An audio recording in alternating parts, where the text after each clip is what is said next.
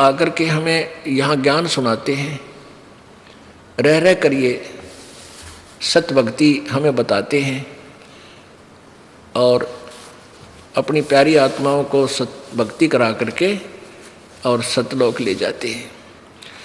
अब पुण्यात्माओं, जैसे परमात्मा कहते हैं, इंद्री कर्म न लगे लगारम, जो भजन करे निर्द्वंद्रे, गरीबदास जग कीर्ति होगी जब लग सूरज चंद्रे। अब जैसे मीराबाई जी थी, मीराबाई जी थी, वो भी एक पुण्य आत्मा थी और उसको बचपन से ही ये प्रेरणा थी, हो गई कि भगवान की भक्ति करूं। ये पिछले संस्कारों से ही ऐसी दृढ़ प्रेरणा होती है। आप पिछले पुण्यकर्मी प्राणी हो, आपको भगवान की चाह है, बचपन से ही लगे हुए थे। ये दास भी बचपन से ही भगवान में बहुत आस्था रखता था, लेकिन ज्ञान था नहीं। लोक वेद के आधार से हनुमान जी की पूजा करता था, श्याम जी बाबा की पूजा करते थे जो परंपरागत थी, राम कृष्ण को अपना इष्ट मानते थे, विष्णु जी को, और भगवान शंकर की भी। फिर बाकी जितने भी देवी देवता सामने आ जाते, सबकी स्तुति आरती, जय गणेश देवा, कभी संतोषी माता की, कभी किसी की। तो ये सब पूजाएं हम किया करते थे, क्योंकि हम रह नहीं सकते भगवान की भक्ति बिना। ये आत्मा डट नहीं सकती, पुण्य आत्मा जो होती है। तो ऐसे ही मीराबाई जी को बचपन से ही लगन लगी। अब जैसा उसको लोकवेद पता था, लोकवेद के आधार से वो श्री कृष्ण जी को भगवान मानती थी, श्री ठाकुर जी की मूर्ति का अगर डांस करती थी, रोती थी, नाचती थी, और जिसके कारण उसको बहुत सा लाभ मिला। परमात्मा कहते हैं, मात पिता सुत स्त्री आलस बंधु काणे, संत मिलन को जब चले है ये अटकावे आने। जब आप सत्संग की तरफ चलते हो तो कौन कौन बाधा करते हैं? मात पिता, छोटे बच्चों को, बेटा बेटियों को तो माता पिता बाधक बनेंगे, वहाँ नहीं जाओगे, हैं, हमारी इज्जत का नाश हो जाएगा, हम कदे सत्संग में नहीं जाया करते। तो जैसे उनको ज्ञान है इस तरह के वो फिर बाधा करते हैं। और जो बूढ़े हो गए, वृद्ध हैं, उनके बेटे आंट लावेंगे सुत, और जो कोई भगत है उनके, उसकी पत्नी आंट लावेगी पक्का। अब तो खैर समझदार बेटी होगी, नहीं पहले नो क्या करती, तो बोलो जा बाबा तो बाबा बनेगा, और वह खड़दू उतार देती है, हाय तो बाबा बनेगा, घर छोड़ कर जाकर साका तार दिया करती है। अब नहीं करती ऐसी, अब साथ आती है बेटियां पर, क्योंकि ये मार्ग जो है घर छोड़ने का कोई ना, भक्ति प्राप्ति का जो मार्ग है ये केवल घर छोड़ने तक नहीं मिला है। भक्ति करो, घर पर रहो चाहे बाहर रहो, भक्ति करे पीछा छूटेगा। वो मंत्र दोनों ही कर सकते हैं, गृहस्थी भी और जो ब्रह्मचारी है वो भी, दोनों पार होंगे। यदि कोई इस बात मांडी पाक रहा मैं ब्रह्मचारी हूँ, मैं पार होऊंगा, कई ऐसे हैं भाई हमारा गुरु तो बालक ब्रह्मचारी है और वो पार होंगे, फिर हम उनको कहते थे फिर तुम इनका पीछे क्यों फिरो भाई, जब ये पार होंगे तो तुम क्यों पीछे पीछे घूम रहे हो, तुम तो हो ही नहीं सकते, डले ढो रहे हो खाम खा। तो बिना ज्ञान के ऐसे ही थे। परमात्मा कहते हैं डेरे दंड खुश रहो, और ये खुश रहे लेना मोक्ष, और द्रुपरलाद भी पार हो गए, फिर डेरे में के दोष, यानी गृहस्थी में कोई दोष नहीं है। जब धरु और प्रहलाद को तुम पार होया मानते हो, अब धरु ने 5 वर्ष की आयु में भगवान प्राप्ति होगी थी, उसके बाद ब्याह करवाया, बालक हुए।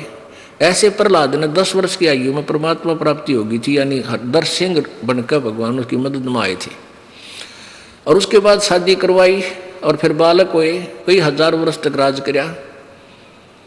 जो बलि राजा था, बलि जिसने अश्वमेघ यज्ञ की थी 100, जिसमें भगवान 52 रूप धारण करके आए थे उसकी यज्ञ में, वो प्रहलाद का पोता था, बैलोचन का बेटा, बैलोचन उनका पुत्र था। तो कहने का भाव गरीबदास जी कहते हैं कबीर जी का दिया हुआ ज्ञान के डेरे डंडे खुश रहो, अपना घर पर हो या कहीं भी आप हो, डेरे डंडे खुश रहो, खुसरे लहना मोक्ष, यदि केवल ब्रह्मचारी ही रहने से मोक्ष हो जाता, कहते हैं खुसरे ब्रह्म ये जड़े हैं तो सारे पार हो जाते, फिर ये तो बचकतीय बाल ब्रह्मचारी है। कहने का भाव ये है कि दुराचार बुरा है भाई, उपद्रव गंदे कर्म गंदे ही होते हैं, लेकिन अपना डेरा डंड खुसरो, संतान उत्पत्ति करो, बकवाद मत करो, अपनी भक्ति करो और पार हो जाओगे, कोई दिखता को नहीं। तो ऐसे मीराबाई जी जैसे कहा ना, माता पिता सुत स्त्री और आलस बंधु कान, किसी के तो फिर बेटा बेटी वृद्ध हो जाते हैं तो बेटा बेटी नान दे, 100 तरह की बातें उड़ाओगे, संसार के कहेगा फलान है, कहाँ जाते हो, ये नहीं वो, और फिर या फिर ये लोक लाज बंधु कान, और या फिर आलस। जैसे सत्संग में चालन की तैयारी हुई, कल देखूंगा, आज को नहीं चलता। एक भगत बताओ था कि एक बार मैंने कान पकड़ दिया, तो जब भी छुट्टी मिला सीधा भाग गया हूँ, भगवान के अड़ बैठे अमृत वचन सुना। एक बार 5-7 दिन का सत्संग कराया करते हम पहले, उसने छुट्टी भी पहले दिन यूँ कहता है भगवान छुट्टी मिल जाए, मैं 7 दिन सत्संग में सुनूंगा। वह छुट्टी मिल गई, नौकरी करता था। ने बोला मैंने सोची कल देखूंगा, कल चलूंगा, और नीत न्यो थी कि लास्ट में 1-2 दिन चलूंगा, इतना रेस्ट करूंगा। अब जिस दिन सत्संग शुरू होना था उस दिन उसका दूसरा सत्संग शुरू हो गया, वहाँ उसकी बहन का बटेऊ आ गया, उसका जीजा। वो आगे ने बोला मैंने भैंस लेनी है। अच्छा ले भाई, उसने नाटक क्यों करे, ताजी ताजी रिश्तेदारी। पहले तो उस गांव में दिखाई भैंस, नहीं समझ में आई, फिर किसी ने बताई कि वहाँ और गांव है 20 किलोमीटर, वहाँ गए, फदर फदर की तरफ पैदल को वहाँ बसा बैठे। यानी जिस दिन भोग लग गया उस दिन उल्टे आए, भैंस भी ना मिली। जब घर ना आए 7वें दिन धक्के खा कर कितना गोबर में लौटे, कितना रोटी मिली कितना ना मिली। तो उस दिन पाछा ने बोला मैंने कान पकड़ दिया, ये पाछा नहीं रहूँगा यहाँ पर, ये तो और वो जहाँ मैंने आनंद लेना था, परमात्मा का लाभ मिलना था, उसके स्थान पर इस आलस ने मेरी और रिहर्सल करवा दी। तो यहाँ परमात्मा कहते हैं मात पिता सुत स्त्री, और किसी का पति अपनी पत्नी ने फांसी घाल के बैठ जाए है तो नहीं जाएगी, नो है रो है। तो कहने का भाव है ये काल के ही अड़चने हैं, और ये काल की अड़चन इसलिए है कि यो भक्ति ना करे, संतों के पास ना जावे, और यूँ यही मर खप के और गधा कुत्ता बन के धक्के खाता रहे। काल ये चाहता है, और भगवान ये चाहता है परमात्मा कि ये परमात्मा की प्रेरणा में कहीं ना कहीं जाते रहे। मेले ठेले जाइयो मेले बड़ा मिलाप, पत्थर पानी पूजते कोई साधु संत मिल जाते। अब जैसे हरिद्वार के अंदर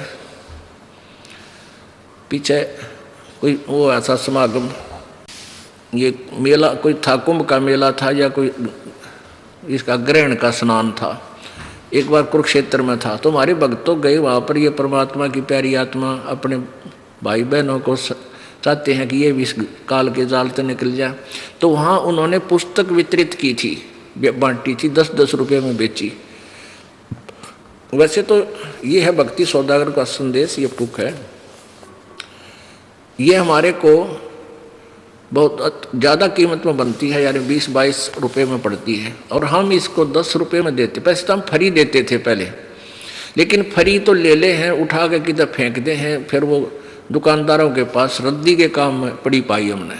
तो इसलिए हमने इसका 10 रुपये रेट रख दिया दोनों का, ये दोनों इकट्ठी जल्द करवा दी कि कम से कम 10 रुपये खर्च करेगा तो पढ़ देगा।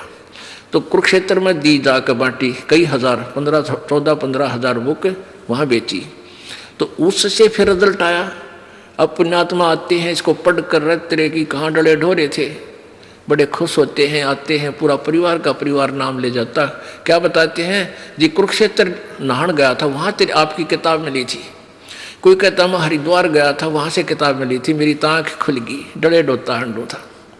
तो परमात्मा कहते हैं तो ये प्यारी आत्मा सत्संग की कोई ना कोई आड़ पकड़े ही रहती हैं और लगे ही रहती हैं, और काल न्यू चाहता है कि ये गलत साधना करें, शास्त्र विधि को त्याग कर मनमानी पूजा करते रहें, जिससे इनको कोई लाभ ना हो, और लास्ट में ये नास्तिक बन जा, कोई गुट्टी लाने लग जाए, कोई चोरी करने लग जाए, कोई बदमाशी करे, क्योंकि इनकी आस्था हट जाएगी, भगवान कहीं नहीं है। अब जैसे पूरा चीन कम्युनिस्ट बन गया, जबकि पहले महात्मा बुद्ध का पुजारी था। अब उन महात्मा बुद्ध के द्वारा बताए गए साधन से उनको कोई आध्यात्मिक लाभ नहीं हुआ, इसलिए वो नास्तिक बनकर अपना सिद्धांत आप बना लिया मनुष्य ने। तो काल यही चाहता है कि सब नास्तिक हो जाएं, और वो कबीर साहब का कभी आवे लगे गेड़ा तो कोई सुने ना उनकी बातों को, और परमात्मा रह रहकर अपनी सत्ता को, अपनी सतीथि को स्थापित करके जाते हैं, वो कोई रूप बना कर आ जाते। एक बार अब मीराबाई जी छोटी आयु में ही श्री कृष्ण जी की पूजा में लौलीन हो गई थी। फिर उसकी शादी कर दी। उसका पति जो था वो राजा था। जब उसकी 4 वर्ष शादी को हो चुके थे, उसका संतान नहीं हुई, तब उसके पति की मृत्यु होगी, वो विधवा होगी। और उसका देवर, ये ठाकुर समाज में इनका शादी थी, जन्म था। और ठाकुर समाज में क्या था कि उनकी बहन बेटियां बहू कहीं बाहर नहीं जाती थी, वो स्वयं ही बाहर से जल लाते थे, पानी भी। वो तो खैर राजा थे, उनके नौकरों की कमी नहीं थी, वैसे भी ठाकुर समाज में अपनी बहन बेटी बहुओं को बाहर नहीं जाने देते थे, पर्दे में रखते थे। वो अपनी इज्जत समझते थे कि हमारी इज्जत बाहर नहीं जाएगी, स्वयं सारा कार्य करते थे। ऐसे समाज में काल ने उस पुण्यात्मा को फिट कर दिया, मीराबाई जी को। अब मीराबाई जी मंदिर में जाती थी। उसका पति जो था बहुत धार्मिक व्यक्ति था, बहुत नर्म आत्मा का था, राजा था। तो मीराबाई मंदिर में जाती थी, तो कुछ एक लोगों ने विरोध किया, घर वालों ने भी, गांव वालों ने भी, चर्चा चली सुरसुर। तो उसको मना किया, कहा कि इसको मना करो, ये सत्संग में ना, मंदिर में ना जावे, हमारी इज्जत है। तो मीराबाई से उसके पति ने एक आध बार कहा भी कि आप यहीं भक्ति कर लो। तो वो कहने लगी, नहीं जी, मैं तो, मेरी तो आस्था ठाकुर जी में है, हमारी सबकी ऐसी श्रद्धा थी कि मंदिर में भगवान है। ऐसी दृष्टि से मीराबाई कहने लगी, जी मैं तो मंदिर में जरूर जाऊंगी। तो उस प्यारी पुण्यात्मा ने ज़्यादा विरोध नहीं किया, वो भगवान से डरने वाला था। तो उसके रहते वो मंदिर में जाती और आती थी। उसकी मृत्यु के बाद उसका देवर जो है, उसके पति का छोटा भाई, वो राजगद्दी पर विराजमान हो गया, और उसने मीराबाई पर प्रतिबंध लगा दिया कि तुम मंदिर में नहीं जाओगी। वो कहने लगी, देखो जी, मैं मंदिर में अवश्य जाऊंगी, मैं भगवान बिना रह नहीं सकती। उसने हर तरह से उसको समझाना चाहा कि तुम, हमारी इज्जत है, पहले तो भाई जीवित था, हमें कोई दिक्कत नहीं थी, अब भाई जीवित है नहीं, दुनिया पता नहीं के बात बनावेगी, और मैं तुझे कति अलाउड नहीं करूँगा। वह बोली, जी आपकी मर्जी, कुछ भी करो, मैं तो जाऊंगी, मेरा दिल नहीं, मैं नहीं रह सकती भगवान बिना, मैं वहाँ जाऊंगी मालिक के दरबार में, मंदिर में। अब उसने बहुत कुछ कहा पर ना मानी।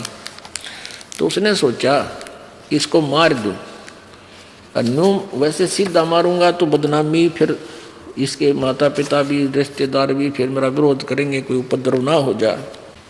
तो इस दृष्टिकोण से उसने और चाल चाली। उसने क्या किया कि एक दिन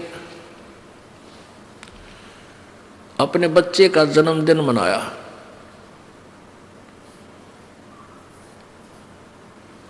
बच्चे का जन्मदिन के उपलक्ष्य में रिश्तेदार भी इकट्ठे कर लिए, और उधर से एक इस जो सर्प रखता सपेरा, उससे बात कर ली कि एक ऐसा सर्प ला दे जो एक बार डसते मर जाए आदमी, पानी ना मांगे।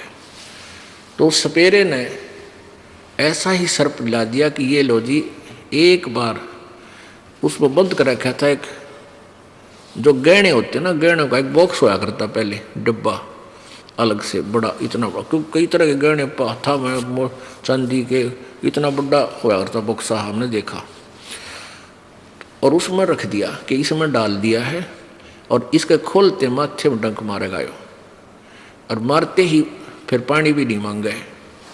तो उसने गहनों के डिब्बों में वो सर्प बंद करवा के और बंदी द्वारा, नौकरानी द्वारा मीरा के कमरे में भिजवा दिया। जिस दिन सब रिश्तेदार आ चुके थे और सुबह सुबह, और वह शिरोमणि बनानी थी। और उसको कहा कि मीरा को कह दे इसमें हार है, इस हार को गले में पहन लेगी, ना मेरी इज्जत का नाश हो जाएगा। लोग न्यों कहेंगे भाई की मृत्यु के बाद अपनी भाई की पत्नी को कोई अच्छा ओढ़न पहनने को नहीं दे रहा, दुखी करता है, मेरी इज्जत का नाश ना कर दे। न्यों कह दिए साफ स्पष्ट। वो नौकरानी वो हार लेकर, वो गहनों का डब्बा लेकर गई, नौकरानी को भी नहीं पता था। उसने कहा कि मीरा ऐसे ऐसे राणा ने कहा है और ये इसमें हार है बहुत कीमती, तू पैर लिए, आज रिश्तेदार आए हुए हैं और नहीं पहनेगी तो मेरी बेइज्जती हो जाएगी, और आज इसको जरूर पहनना तू। लेकिन मीराबाई नहीं पहना करती थी, उसको हार श्रृंगार में कोई रुचि नहीं थी। ये तो बनावटी काम है जो नकली लड़कियां करती हैं, जिनको भगवान से डर नहीं ना ज्ञान क्या ही का। तो उसने वह बोली रख दे, मैं आप पैर लूँगी। उसने रख दिया। अब मीराबाई ने सोची जब ना पहनूंगी तो यूँ तंग करेगा तने और गणा, मेरे लिए तो माटी है या दुखी करेगा मुझे और काम का बात बढ़ेगी, मुझे टेंशन बनेगी। उसने सोची सार ने पैर लेती हूँ, 2 घंटे गाल लूँ गलों में इस माटी ने। तो यूँ करके उसने डब्बा खोला, उसमें एक जो हार था वो हार नहीं था, वो सर्प का हार बन गया। इतना सुंदर हार बन गया सर्प का, गले में डाल लिया। अब वो तो साथ साथ आ लिया, थोड़ी देर पीछे अकमरी पावेगी और सांप वहीं पाओगा कि तो कमरे में लोग कह दूँगा सांप लड़ गया, वो तो बात तो नहीं कर सकेगी क्यों यार के नहीं। और बंदी को धमका दिया था जिक्र नहीं कर देगी कि तभी कुछ हो जाता है, यानी चुप हो जाइए, तो कुछ नहीं बताना किसी को, कुछ किसी तरह का। मतलब उसको ऐसा कह दिया था कि तू रख के आ जाना और वहाँ जिक्र नहीं करना। तो उधर से वो गया साथ में, मीराबाई उस हार को पहनने बैठी जो सर्प से कन्वर्ट हुआ था। अब वो कहता है, वो राणा कहता है कि ये हार कहाँ से लाई तू बदौरत, ये हार कहाँ से लाई इतना कीमती, कि मंदिर में जाती है वहाँ बकवाद करती है तू, वहाँ से ये हार लाई है। वो कहने लगी जी ये हार आपने ही भेजा था, आपने ही भेजा था, इस बक्से में था। तो कहता क्या बात कहती है, कहाँ जी इसमें था, इस बक्से में। और बंदी बार गेट में नौकरानी बैठी थी, वह बुलाई कि कहाँ वो बक्सा की, यही है जी। और अभी इन्होंने खोला था, मैं बाहर खड़ी थी, मुझे आवाज़ आई थी, इन्होंने अभी खोल के पहना है। अब उसके पाँव रतरेगी, धरती निकलेगी, रतरा गजब हुई हो। और अपने हाथा वो सर्प इसमें रोक के भेज दिया, हार बन गया। आ गया कि भैया नहीं मरे। अब उसने क्या सोचा कि एक वो बुला लिया, ये सांपों का इलाज करने वाला गारडू, और उससे कहा कि तू ऐसा सर्प ला दे, ऐसा विष दे दे मुझे कि यह इसको पीते मर जा। तो उसने कहते हैं कि ऐसे इतना ज़बरदस्त विष दे दिया ला के कि एक बार उठ कर जीभ का भी ला दिया ना, एक घूंट भी अंदर ले जाएगी तो भी मर जाएगी, बोल नहीं सकेगी। अब उसने क्या किया, उसके देवर ने, राणा ने, वो सर्प जो जहर था, विष था, ये कहते हैं सर्प से निकाला था जैसा भी, तो वो सर्प वो जहर विष लेकर के वो राणा और साथ में हाथ में तलवार लेकर और मीराबाई के पास पहुंच गया कुछ दिनों के बाद कि इस जहर न पी ले, ये प्याला पकड़े, और नहीं पीवेगी तेरी गर्दन काटूंगा। अब मीराबाई ने सोचा गर्दन में तो दर्द होगा, तलवार ते मरना तो सही, मारे तो गाय तुझे, तो जहर पी लूँ दर्द तो ना होगा। तो नो सोच कर और उसकी आँखें आ गए, नो का नो जहर का प्याला पी लिया, वो विष पी लिया। और वो देखे बाट की लुढ़ के गया और वो आराम से बैठी है, कोई दिक्कत नहीं। मीराबाई को मारने लगे जहर का प्याला प्यारे, पीवत ही अमृत हो लाग्या, हो गया सर्द ही यारे, मन तू पावगा अपना किया रे, भोगेगा अपना किया रे। कहाँ तो जहर ने उत्पात मचाना था, अशांति फैलानी थी, कहते हैं पीवत ही अमृत हो लाग्या और हो गया सर्द ही यारे, यानी अंदर ठंडक होगी विष। अब उसने सोची भाई या तो नहीं मरे, कमाल हो गया, या बिना मरी। उसके बाद क्या हुआ कि एक दिन मीराबाई मंदिर में जा रही थी और कहते हैं सौ छल छिद्र मैं करूं अपने जन के काज, देख काल ने उस प्यारी आत्मा को कहाँ ठोक दिया था और परमात्मा कैसे पीछे पीछे फिरते हैं उस पुण्य आत्मा के। रविदास जी, संत रविदास जी और परमेश्वर कबीर जी समकालीन थे मीराबाई के, और ये दोनों इकट्ठे ही रहते थे, क्योंकि रविदास जी कबीर परमेश्वर का ही शिष्य हो गए थे। जब पहले तो रामानंद जी से उनको उपदेश दिलाया कि रामानंद जी की फड़क काटी के ये हरिजना नाम ना दे था शेड्यूल कास्ट को। फिर कुछ दिनों के बाद रविदास को पता लग गया कि भगवान तो ये हैं, रामानंद जी के पास ना कुछ, तो रविदास जी ने कबीर परमात्मा से उपदेश ले लिया था। अब ये दोनों वहाँ जिस मंदिर में मीराबाई प्रतिदिन जाती थी उसी के पास बाहर सी था, वो वहाँ बाहर इन शेड्यूल कास्ट की कुछ चौपड़ी सी थी, वहाँ सत्संग करने लग गए रविदास जी और कबीर जी। मीराबाई पहुँच गई कि यहाँ कुछ भगत बैठे हैं, चल 10 मिनट चर्चा सुनाएंगे इस परमेश्वर की। तब परमात्मा ने, परमेश्वर कबीर जी ने सृष्टि रचना सुनाई। ओहो, मीराबाई को धक्क देसी हुई कि मैं तो कृष्ण से ऊपर किसी को भगवान नहीं मानती, और महाराज जी तो कृष्ण जी के ऊपर और बहुत सुप्रीम पावर बताते हैं। तब उसने करबद्ध होकर कहा, महाराज जी हमने तो कभी यह बात सुनी नहीं थी, आप ये बताते हो, इसका कहीं प्रमाण है? मैं तो श्री कृष्ण जी को मानती हूँ। परमेश्वर ने कहा, बेटी तू अपने कृष्ण जी तो पूछ लिए। वो कहती थी कृष्ण जी मेरे पास आते हैं, सामने दिखाई देते हैं, मुझे साक्षात बातें करते हैं, पर तू अपने कृष्ण जी तो पूछ लिए उस तो ऊपर कोई शक्ति है कि नहीं।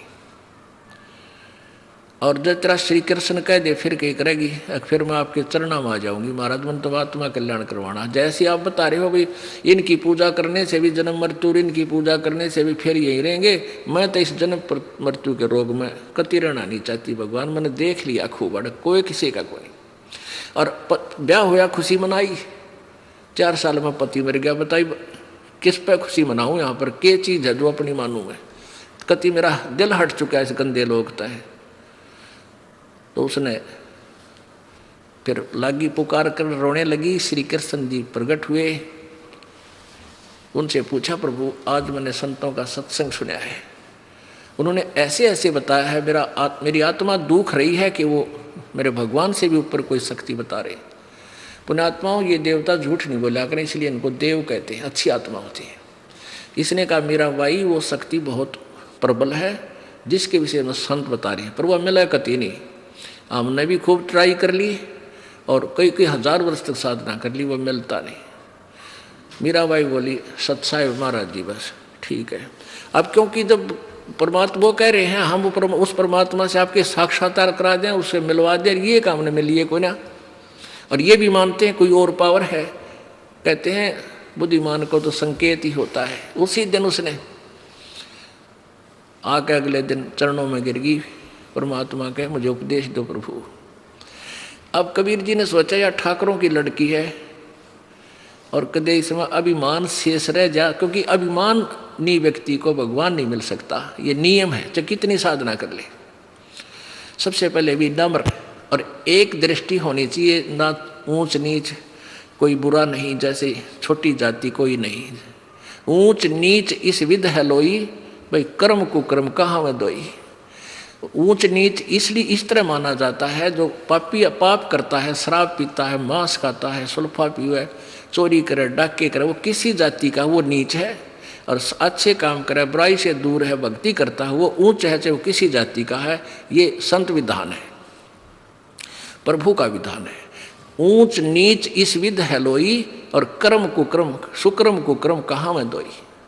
सुक्रम करते हैं वो ऊंच है, और दुष्कर्म करते हैं वो चाहे ब्राह्मण हो और चाहे शूद्र हो, वह नीच है। तो ये दृष्टि उसकी देखनी थी, इस बेटी में कितना विवेक है।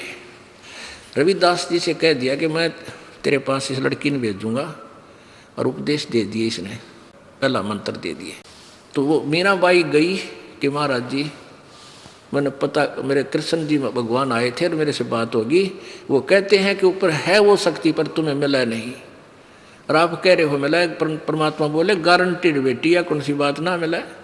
इन कृष्ण जी को ज्ञान है कोई ना उस परमात्मा के बारे में, इन विष्णु और को भी ज्ञान नहीं है। पुण्यात्मा ये बात आज तो हमें उसमें भी खटकती थी, लेकिन उसका तो शंका निवारण कर दिया था। वह खुद आकर कहेगा जब कि उसके पाने की विधि हमने नहीं मिली आज तक। तो मीराबाई कहने लगी प्रभु अपनी बेटी को उपदेश दे दो। अब परमात्मा बोले जा बेटी, वो बैठा भगत वो देगा नाम। अब वो मीराबाई, क्योंकि कंप्यूटर का की तरफ संकेत कर दे डॉक्टर, तो मरीज तो दौड़ जा बैठे, ले दवाई दे दे भाई। तो रविदास जी के पास गई कि महाराज मुझे उपदेश दे दो, गुरु मुझे शिष्य बना लो। रविदास बोला बेटी बात सुन बहन, मैं हूँ चमार जाति ते और तू है ठाकरों की बेटी, तेरे साथ ना बहुत भूंडी कर देगा समाज। मैं उपदेश नहीं दे सकता आपको, मैं चमार जाति से हूँ। मीराबाई बोली महाराज जी आग लगे संसार के, आप मेरे पिता मैं आपकी बेटी, मन या जड़ी दे दो, मैं बहुत प्यासी हूँ, मुझे भगवान चाहिए। तो परमात्मा ने संकेत कर दिया हक दे दे। ये देखना चाहा थे इसमें कितना विवेक है। रविदास जी से प्रथम उपदेश परमात्मा ने मीराबाई को दुआया। ये एक आपको ये तत्व ज्ञान है पुण्यात्माओं। पहले आपने कथाएं सुनी थी लेकिन इनकम्प्लीट, सार रहित, इसका निष्कर्ष कहीं नहीं निकाला किसी ने, था ही नहीं किसी को ज्ञान। अब जैसे एक स्पेयर पार्ट की दुकान में सारे स्पेयर पार्ट रखे हैं, अब जिसने ज्ञान नहीं वो किसी ने कितना धर रहा है, वो नारे न रख रहा है, यो स्टीयरिंग है, यो पिस्टन है, ये फलाना है बस। और तो इंजीनियर है उन्हें ला करके इकट्ठे गाड़ी बना के और टी करता ले जाएगा। तो ऐसे तत्वदर्शी संत, ये कथाएं भी आपके पास थी, ये ज्ञान भी थे, स्पेयर पार्ट जेन्युइन थे, ये कथाएं थी, ये अपने सदग्रंथ थे, इनमें जो ज्ञान था ये जेन्युइन स्पेयर पार्ट्स थे। ये तत्वदर्शी संत इसकी गाड़ी बना के राम नाम की और अपना सतलोक चल पड़ेंगे। फिर वो पहले तो वह जन्म जाया करती मंदिर में, अब वहाँ परमात्मा कई दिन डट गए, फिर रह के फिर आ जाते दोनों जने। कई हंस को खूब तैयार करके फिर दूसरा नाम भी देना है, आगे भी इसको तैयारी करवानी है। तो फिर वो रात में सत्संग करते परमात्मा, दिन में धंधा करते मजदूर लोग, शाम में अपना सत्संग सुनते। तो मीराबाई फिर रात में जान लाएगी उस जहाँ वो सत्संग होया करते थे। अब उसने राणा ने, उसके देवर ने सोचा पहले तो दिन में गड्ढा करती, चलो दिन वाली भी माटी पड़े सी, भी रात न जान लगी, अब बता दुनिया के थूकेगी हमने, और मार ली, सारे काम कर लिया, मरती नहीं। तब उसने उसकी माँ को बुलाया और उसको समझाने के लिए प्रार्थना की। तो मीराबाई और उसकी माता का कैसे संवाद होता है पुण्यात्माओं। मात पिता सुत स्त्री आलस बंधु कान, संत मिलन को जब चलाइए अटका में आण, इनका अटकाया अटके नहीं, और संत मिलन को जा कह कबीर सो संत है वो आवागमन नसाए। इस उदाहरण को सिद्ध करने के लिए आपको एक कथा सुनाई है। क्या बताते हैं? सत्संग में जाना मीरा छोड़ दे, सत्संग में आए मारी लोग करें तकरार, सत्संग में जाना मीरा आए मारी लोग करें तकरार, सत्संग में जाना मीरा। सत्संग में जाना मेरा ना छूटरी, सत्संग में जाना मेरा ना छूटरी, आरी चाहे जड़ कमरो संसार, सत्संग में जाना मेरा। हारी चाहे जड़ कमरो संसार, सत्संग में जाना मेरा। थारे सत्संग के राय में, थारे सत्संग के राह में आए वहाँ पर रहते हैं काले नाग, कोई कोई नाग तन डस लेवे। आए वहाँ पर रहते हैं काले नाग, कोई कोई नाग तन डस लेवे। जब सतगुरु की मेरे फेरी, जब गुरुओं की मेरे फेरी, आरी वे तो सरप गंडे वे बने जाव सत्संग में जाना मेरा। आरी वे तो सरप गंडे वे बने जाव सत्संग में जाना मेरा ना छुटरी। हारी वे तो सरप गंडे वे बने जाव सत्संग में जाना मेरा। सत्संग में जाना मीरा छोड़ दे, सत्संग में जाना आए मारी लोग करें तकरार, सत्संग में जाना मीरा। सत्संग में जाना मेरा ना छुटरी, हाँ सत्संग में जाना मेरा। हारी चाहे जड़ के मरो संसार, सत्संग में जाना मेरा। थारे सत्संग के राह में, थारे सत्संग के राह में आए वहाँ तो रहते हैं बब्बर शेर, कोई कोई शेर तन खा लवे। आए वहाँ पर रहते हैं बब्बरी शेर, कोई कोई शेर तन खा लवे। जब गुरुओं की मेरे फेरी, जब गुरु आरी वे तो शेरों के गिदड़ बने जाव सत्संग में जाना मेरा। आरी वे तो शेरों के गिदड़ बने जाव सत्संग में जाना मेरा। सत्संग में जाना मीरा छोड़ दे, सत्संग में जाना मीरा। हाय मारी लोग करें तकरार, सत्संग में जाना मीरा। आए मारी लोग करें तकरार, सत्संग में जाना मीरा छोड़ दे। सत्संग में जाना मेरा ना छुटरी, सत्संग में जाना मेरा ना। हारी चाहे जड़ कमरो संसार, सत्संग में जाना मेरा। हारी चाहे जड़ कमरो संसार, सत्संग में जाना मेरा। थारे सत्संग के बीच में है, थारे सत्संग के बीच में आए वहाँ पर रहते हैं साधु संत, कोई कोई संत तन ले रम।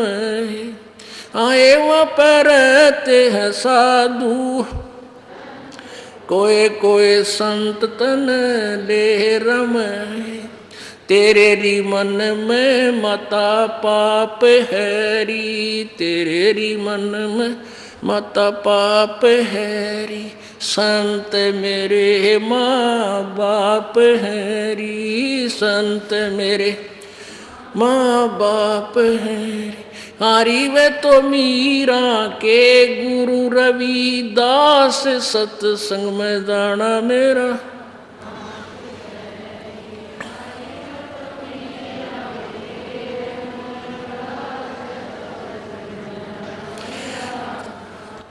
थारे सत्संग के बीच में है, थारे सत्संग के बीच में आए वहाँ पर रहते हैं साधु संत, कोई कोई संत तन ले रम है। आए वहाँ पर रहते हैं साधु संत, कोई कोई संत तन ले रम है।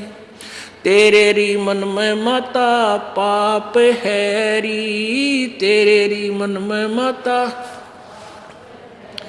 संत मेरे माँ बाप हैं री, संत मेरे माँ बाप हैं री। हारी ये तो कर देंगे बेड़ा पार, सत्संग में जाना मेरा।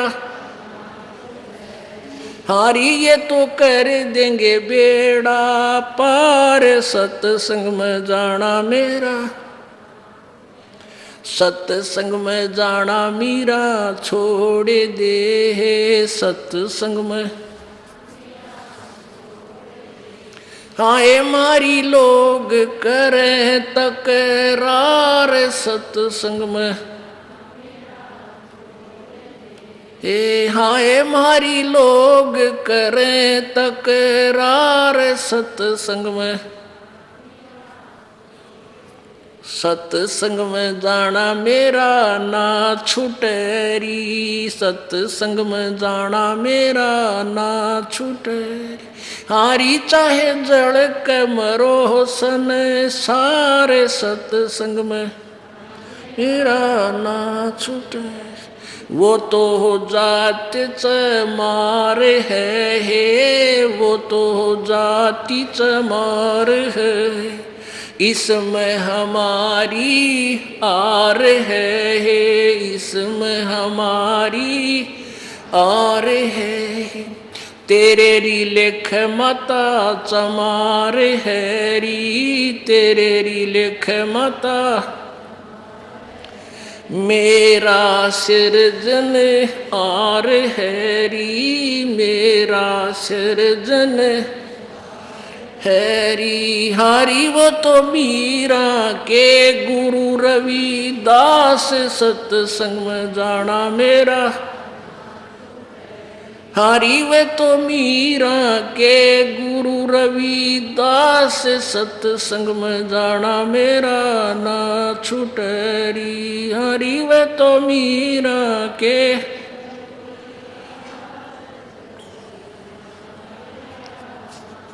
सत्संग में जाना मीरा छोड़ दे, सत्संग में जाना मीरा।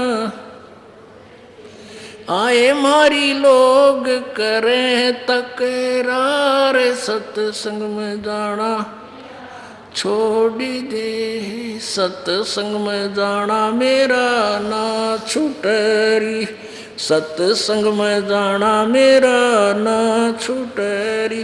हारी चाहे जड़ के भरोसन सारे, सत्संग में जाना ना छूटेरी। हारी चाहे जड़ के मरो सारे, सत्संग में जाना मेरा ना छूटेरी।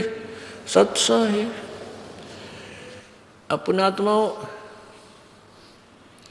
जिनको भगवान चाहिए वो पीछा मुड़ कर नहीं देखा करते। संत, शेर और सिपाही, इनका धर्म आगे को ही बढ़ना होता है और तभी सफलता पाते हैं। शेर सिंह और संत और सिपाही सूरमा उल्टा नहीं हटा करते, नहीं तो कायर कल आवे अपने उद्देश्य में असफल हो जाते हैं। तो प्रसंग चला था जैसे कि ये इस प्रकार की बाधाएं प्रत्येक प्राणी को आती हैं, क्योंकि काल नहीं चाहता ये सत साधना कर ले और पूरे खड़दू करवा दे है उस भगत को भक्ति से हटाने के लिए। और परमात्मा भी कच्चा काम नहीं छोड़ता, ये भी साथ रहता है कि भक्ति की आस्था मेरी आत्माओं में तो खत्म ना हो जाए। इसलिए कहीं कहीं किसी न रूप में आके प्रगट होकर अपनी लीला करके दिखाया जाता है, भगवान इसे काम करा करे। अब यहाँ प्रसंग उठेगा पुण्यात्मा आपके दिमाग में कि भाई मीराबाई अब जैसे श्री कृष्ण जी की साधना करती थी भगवान विष्णु की, और मनमाना आचरण करती थी कि उसने कोई गुरु गारू तो था ही नहीं, अपने जो भी किसी तक सुन लिया वही मंत्र तंत्र आप शब्द उसके बना के गाया करती थी, महिमा गाती फिरती थी। और फिर भी इतनी मदद होगी, उसकी मृत्यु नहीं हुई, जहर का प्याला प्या दिया उससे नहीं मरी, और सर्प का भी हार बन गया, 9 लाख हार कीमती। तो क्या ये भगवानों की भक्ति से हमें मोक्ष नहीं हो सकता? पुण्यात्माओं, परमेश्वर कबीर जी के इस तत्व ज्ञान के दर्पण में जब देखेंगे दूरबीन से, तब समझ में आओगे कहानी क्या है। पिछले ही पुण्य से होते हैं पूर्ण हंस मुराद, पिछले ही पुण्य कर्मों से ऐसे वो पूर्ण परमात्मा कबीर जी ही अपनी उस प्यारी आत्मा के संस्कारवश ऐसी मदद करता है ताकि भक्ति की आस्था भगवान में, भगत की आस्था भगवान में बनी रहे। और उसके पुण्य थे ऐसे, उसको बचाना था मालिक ने, कबीर जी ने आकर, परमेश्वर जी ने आकर उसकी रक्षा की। अब ये एक बात विचार करना, अब जैसे महाभारत में एक कथा आती है कि एक टटीरी नाम की एक टटीरी थी, पक्षी होता टटीरी, और उसने महाभारत के उस कुरुक्षेत्र के मैदान में अंडे उत्पन्न कर दिए जमीन पे, और उधर से महाभारत का युद्ध होने के लिए सेना इकट्ठी होने लगी। तब उसने प्रार्थना की, वह तक ना तो राम की भक्ति जानी थी, ना कृष्ण की, ना कि तो मंदिर में जा थी, ना गुरुद्वारे में। अब उसने अर्ज की है, भगवान मेरे बच्चों की रक्षा करना, मेरे अंडों की रक्षा करना। कहते हैं इंद्र के हाथी का स्वर्ग से एक वो घंटाड़ा टूट गया। पहले से तगड़े तगड़े हाथी हैं इंद्र के, बहुत बड़े बड़े, और काफ़ी बड़ा घंटाड़ा, ये टाली बजाया करना जैसे मंदिरों में देखी हो, इसका समझ बहुत बड़ा प्रारूप, बहुत बड़ा हो जो घंटा। जैसे आप इस मोबाइल फ़ोन में देखते हो अलार्म बजा कर इसमें घंटी की बातें छोटी छोटी, ऐसे बहुत बड़े हाथी का बंदे होते थे। जैसे हाथियाँ के तौर भी घंटाड़े हाथी एक एक मन के हों से पूरे बड़े बड़े, और उस स्वर्ग के देवता इंद्र के हाथी का तो कई मन का था, वो हजारों मन का बताते हैं। तो वो आकर टूट कर उस अंडा के ऊपर पड़ गया। वो ना तो उन पर हटता है किसी पर, और ना उन्हें कोशिश की, उसके बराबर का युद्ध होता रहा, जहाँ 18 करोड़ सेना आपस में लड़कर मर गई। 7 अक्षौणी पांडवों की, 11 अक्षौणी कौरवों की, और उन अंडा का आँच भी नहीं आन दी। वहाँ कत्लेआम हो गया, आग लगी, अग्निबाण छूटे थे, और टटीरी के अंडे बचा दिए। उसकी पुकार करते वह किसकी भक्ति करे थी? पिछले ही पुण्य से होत है पूर्ण हंस मुराद, और करता कौन है? गीता जी अध्याय नंबर 15 के श्लोक नंबर 16 और 17 में 3 पावर बताई है प्रभु स्वामी। एक सरपुरुष यानी यो ब्रह्म, और अक्षर पुरुष ये पर ब्रह्म। और 15वें अध्याय के 16वें श्लोक में इसके विषय में, इन दोनों के विषय में कहा है कि ये भी नाशवान है, इनके सथुल शरीर, और इनके प्राणी जितने इनके लोक में उनके भी शरीर सथुल नाशवान है। ये नाशवान है, केवल जीव आत्मा विनाशी है। और फिर 17वें श्लोक में कहा कि उत्तम पुरुष है तो अन्य परमात्मा इति उदाहरते है। और ये लोग तरम अविषयवर्ती अवैश्वर है, वो श्रेष्ठ भगवान थे, इन दोनों से भी कोई और है। और वही भगवान परमात्मा कहा जाता है, वही तीनों लोकों में प्रवेश करके सबका धारण पोषण, यानी किसी के आपत्ति भी आती है तो वही परमात्मा आके गुप्त रूप में उसको निवारण करता है। नथिंग एल्स, और कोई नहीं कर सकता। अब ये दूसरी बात है कि जैसे कोई वो अपने आप बड़ाई नहीं लेता, जैसे नरसिंह रूप बनाकर आए थे, प्रहलाद की रक्षा की परमेश्वर कबीर जी ने, और वो विष्णु जी का पुजारी था, और विष्णु रूप धारण कर लिया आखिर में, ताकि इसका दिल डटया रहेगा। और अब तक इन विष्णु जी का बोलबाला हो रहा था, उस विष्णु जी ने न्यों कर दिया, विष्णु जी ने न्यों कर दिया, कि विष्णु जी अपनी रक्षा ना कर सके। श्री कृष्ण जी का पूरा परिवार, पूरा कुल आपस में लड़कर मर गया, विष्णु रक्षा नहीं कर पाया। यादव कुल द्वारका में कति दुर्वासा के श्राप थे, सारे कट कर मर गए आपस में झगड़ा करके। तो अब ये समझ में आती है कहानी।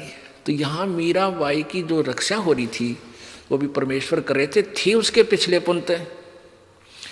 अब यदि वो सत भक्ति नहीं करती मीराबाई, कुछ दिनों में वह बैटरी डिस्चार्ज हो जाती, और अगले जन्म में वह पशु योनि में जाती।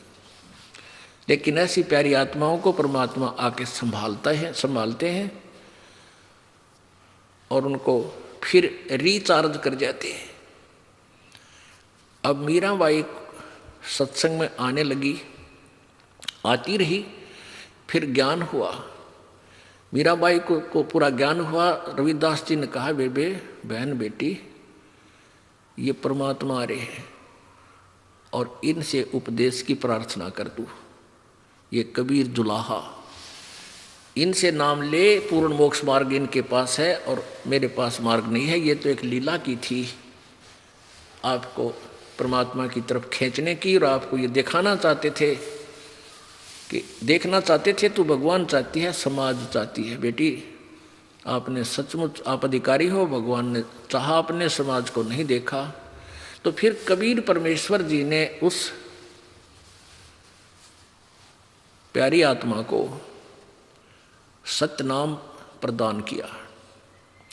और उससे, क्योंकि जिसको सतनाम दिया जाता था वो अति अधिकारी होते थे और उनसे सौगंध खिला दी जाती थी, इसका जिक्र नहीं होगा कितना भी, बता नहीं देगी कितना।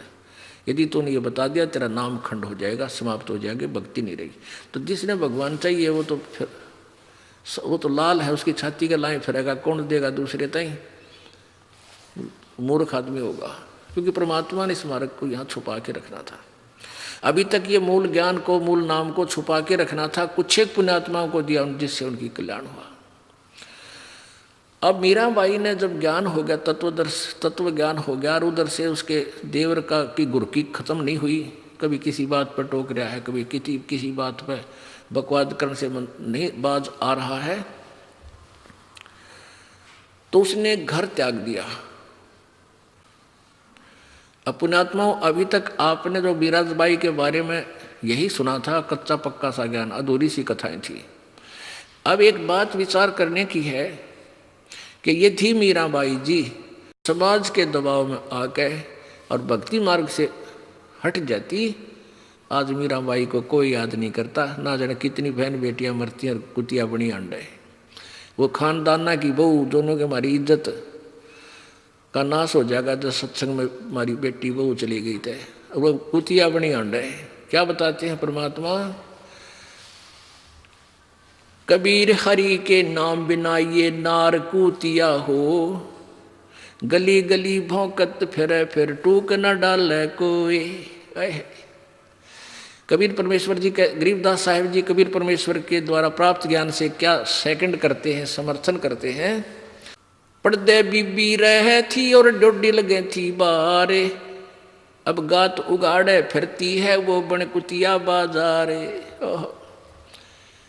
वो बीबी, बड़े बड़े अधिकारियों की पत्नियां, राजाओं की रानियां पर्दा में रहा करती थी, एडी से लेकर चोटी तक, या वैसे गेट पर पर्दा रहता था और सामने डोडी लगा करती थी। औरतें वहाँ बैठा दी जाती थी कि इधर कोई पुरुष प्रवेश ना कर जा, या ऐसी वैसी स्त्री ना आ जा जो कोई हमारे पुत्र वधू को या पत्नी को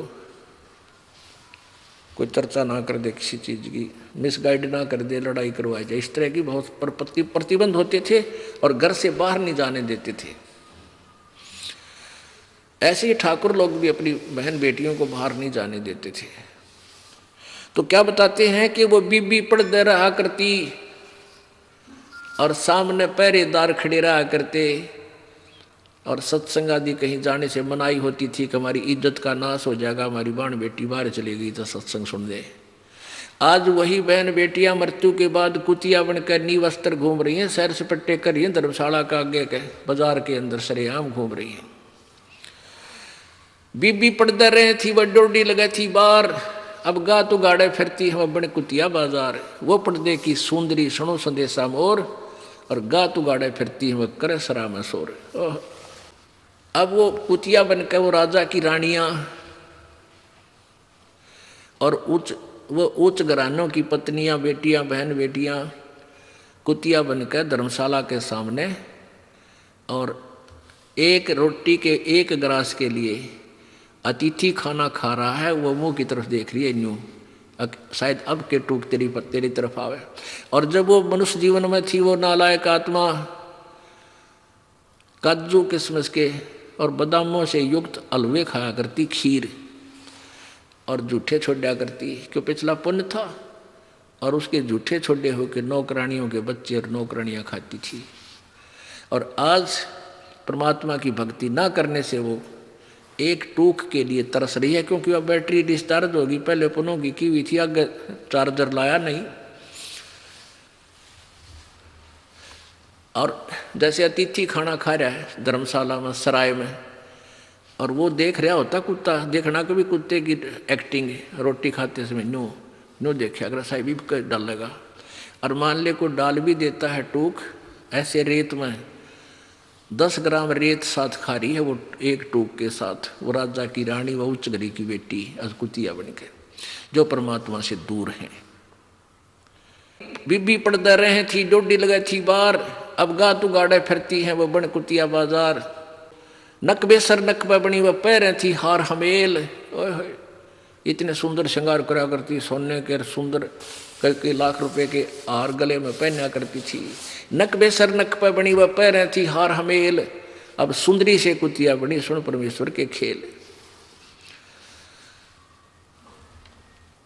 तो पुण्यात्मा, हमने परमात्मा ये बताना चाहते हैं कि